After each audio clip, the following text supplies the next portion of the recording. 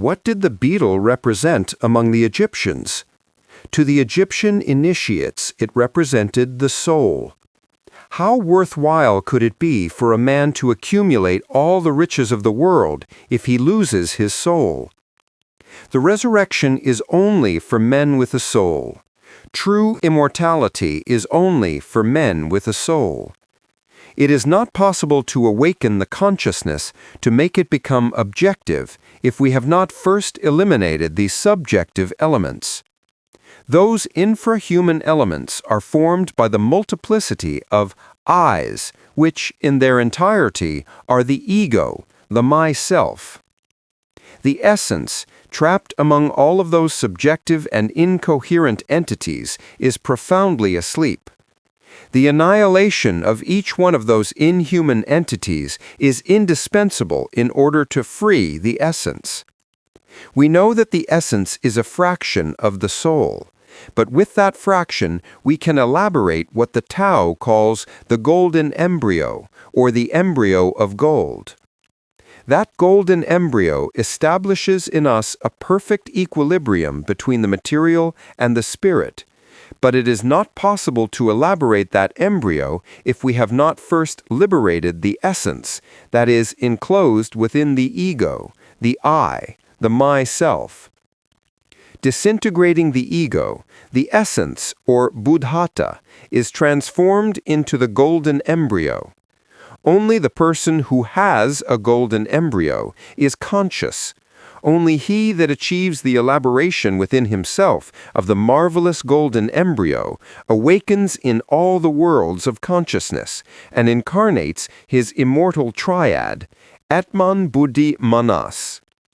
Undoubtedly, he who attains this becomes a legitimate man, or woman, an adept of the white fraternity, a true master. First of all, my dear brothers, it is necessary to know the path which leads to the inner self-realization of the being. Undoubtedly, it is urgent to comprehend the necessity of crystallizing in us that which is called soul. Jesus Christ said, "In your patience possess ye your souls." But first, it is necessary to understand what that something called soul is. Certainly, I have to tell you that the soul is a whole, composed of laws, principles, virtues, powers, etc. People have the essence, the psychic material to elaborate soul, or better to say, to crystallize the soul, but they do not have the soul yet. Obviously, he that wants to have that something, which normally is called soul, will have to disintegrate the undesirable psychic aggregates that we carry inside: anger, greed, lust, envy, pride, laziness, gluttony, etc. Virgil, the poet of Mantua, said, "Even if you would have 1,000 tongues to speak and a steel palate, you would not be able to enumerate all your defects correctly." Obviously, the defects are called psychic aggregates in Tibet. Those aggregates are very similar to the elementaries that are mentioned by different occultist organizations, and are the living representation of our errors. It is said that Jesus of Nazareth threw out 7 demons from the body of Mary Magdalene. These defects represent the 7 capital defects and multiply constantly. That affirmation of the Christic gospel means that the inner Christ threw out the different inhuman psychic aggregates that Mary Magdalene had. The problem of psychological multiplicity. Each one of those aggregates is organized in a very similar form to the human personality. It has 3 brains: the intellectual, the emotional, and the motor instinctive sexual. Each one really looks like a person. If we say that within our human person there live many persons, I would say that we are not exaggerating. All of those aggregates fight among themselves, fight for supremacy. Each one of them wants to be the owner, the lord, and the one that can overcome the rest, that is able to control the 5 cylinders of the organic machine in a determined moment, believes that it is the only one, however, moments later is overthrown and another takes its place. So in reality, every person is not the same, not even for half an hour. This seems to be incredible, but it is true. Even you that are sitting here began this lecture with one aggregate. You sat down to listen to me. None of you is very watchful, but if you pay attention to what has happened within yourselves since then, to this precise moment, you will discover that now you are different, that you are not the same that came here and sat down. Why? Because the psychic aggregate that controls the organic machine and that began by taking a seat was displaced by another that now is listening to me. Therefore, in truth, the psychic aggregates change constantly.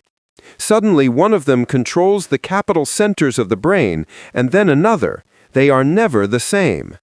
About the essence, the most worthy and decent thing that we have inside, obviously the consciousness is enclosed among all of those multiple aggregates and processes itself according to its own condition. Each one of you is legion. Let us remember what Master Jesus asked to the possessed man of the Christic gospel. "What is your name?" And the possessed man answered, "My name is Legion." What is the name of the presence here? Legion. You do not have a true individuality. You have not attained it. The consciousness in each one of you sleeps terribly. Why? Because it processes itself according to its own enclosure. Therefore, it is in a hypnotic state, and this is something that cannot be denied. The soul is pledged, not possessed. About the soul, have you attained its crystallization? If I would say that you do not have an immortal soul, I would be lying. I am aware that obviously each of you has your own immortal soul, but you do not possess it. One could have a beautiful diamond kept in a security box. Possibly one could enjoy thinking that one has that diamond. But if this jewel were pledged, one in reality would not have it. One would know that one has that jewel, but one would not ignore that in reality one does not possess it. Many times somebody receives a good inheritance and knows that one has it, but one thing is to have it and another is to possess it. However, how could one attain its soul? By means of disintegrating the psychic aggregates in definitive form, because the soul and the aggregates are incompatible, are like the oil and the water. They cannot be mixed. If we do not attain the disintegration of the undesirable psychic elements that we carry inside, we lose the soul. The Christ says, "For what is a man profited if he shall gain the whole world and lose his own soul?" Is it possible to lose the soul? Yes, it is possible. He that enters the infernal worlds loses his soul. That is obvious. Sad is it to lose that treasure. Does it exist a method to avoid losing it? Yes, I repeat, crystallizing it in oneself, here and now. The crystallization of virtues. When one disintegrates the psychic aggregate of lust, or the aggregates because they are many, it crystallizes in the essence that we carry inside, that precious virtue of the soul known as chastity. When one attains the destruction, the annihilation of the psychic aggregate of hate, then crystallizes in one the precious virtue of love. When one reduces to cosmic dust the psychic aggregate of egotism, then it crystallizes in us the ineffable virtue of altruism or Christocentrism. When one annihilates the psychic aggregate of pride, then it crystallizes in us the ineffable virtue of humility. In this part of our lecture, I have to tell you that unfortunately, many esoteric books, etc., lead the person to the mystic pride, and that is serious. Connoted authors affirm that we are gods, that each one of us is a god. Obviously, that declaration strengthens the mystic pride, and this produces a lot of damage in the path of self-realization, because one, vain, convinced that one is a god, can become a megalomaniac. Undoubtedly, it is not possible to become a true illuminated person when one has pride. I could never think in a fornicating, adulterous, egotistic, envious, jealous, lustful God, etc. Each one of us, as a matter of fact, is all of that. I feel pain when I see in the occultist books, etc., not mentioning any organization in this moment, some of them very venerable, the tremendous affirmation that we are gods. It is better to be serious and to see the reality of the facts, to see what we are, and not to have false illusions. We eat, drink, fornicate, adulterate, hate, criticize, are jealous, etc. Do you believe that a God is like that? It is better to say we are mere worms of the mud of earth, and to be convinced that we really are that. If we want to self-convince ourselves, what we need is to be sincere. If we examine carefully our existence, we discover that one, in truth, is not one of the 7 wonders of the world. That examination about ourselves and over our own life will have extraordinary consequences, because it will let us know what we are, will let us understand that we are just poor sinners, that we are mere worms of the mud of earth. In that form, we will walk through the path of simplicity and humbleness. When in truth one disintegrates that psychic aggregate of pride, obviously crystallizes the humbleness, which is the most precious virtue. Let us take into account that not only exists the pride based in social positions, in capital, in the family's lineage, etc., there is a kind of pride that is worse and more harmful than all the forms that I have already described, the mystic pride, to believe that we are saints, wise men, to feel that we are gods, to believe or to think that there is nobody bigger than us, that we are great initiates, etc. This is serious because, as a matter of fact, the pride never will let us to have a correct relation with the most elevated parts of our being. When one cannot attain a correct relation with the most elevated parts of the being, one is unable to enjoy the illumination. One will be based in the books, in the lecturer, but will never have the mystic experience of the real. Therefore, the first thing to do in these studies is to eliminate from ourselves the mystic pride, because it is the most dangerous. If we attain this, the precious virtue of the humbleness will be born. Each time we eliminate a psychic aggregate, it crystallizes a virtue, a power, a law, etc. In this manner, we are crystallizing soul little by little, the soul that normally lives over there in the Milky Way.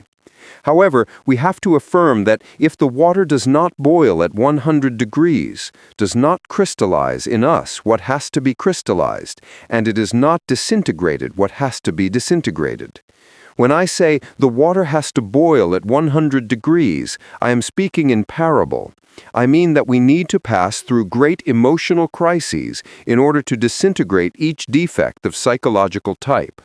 I know the case of a neo-Gnostic sister that is working in a terrible form on herself, with the danger of even getting a heart illness. That sister, in tremendous and supreme self-repentance, weeps, moans, and suffers. She has never felt more than anybody, and however she is a fallen bodhisattva, the bodhisattva of an angel. I wish that many could imitate that example. Those that act in that form with supreme repentance, working over a determined defect of psychological type, undoubtedly disintegrate one by one the psychic aggregates, and in its replacement will crystallize that which is called soul. He that attains the complete disintegration of the undesirable psychic elements that he carries inside will crystallize in himself the 100% of his soul. Even the mere physical body has to be transformed in soul, and only in this form it is possible to reach the goal. I know many erudite people with bright intellects that have drunk from all philosophies of Occident and Orient, that know Hebrew, Sanskrit, Greek, etc., who suffer terribly because they do not enjoy the illumination, because they have not created the bodhicitta. This word can sound a bit strange to you. It is an Oriental term.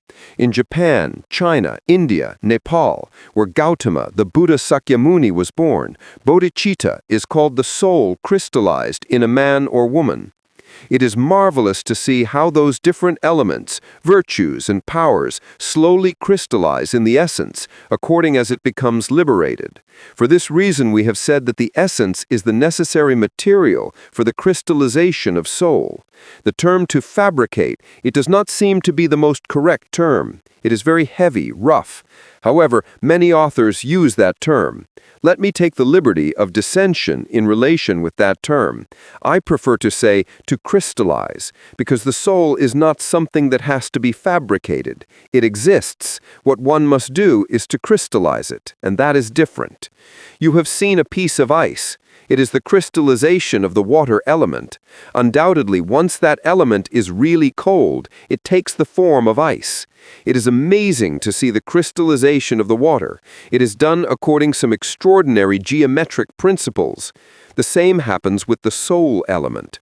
It crystallizes according with some mathematic lines, some geotechnical and precise lines.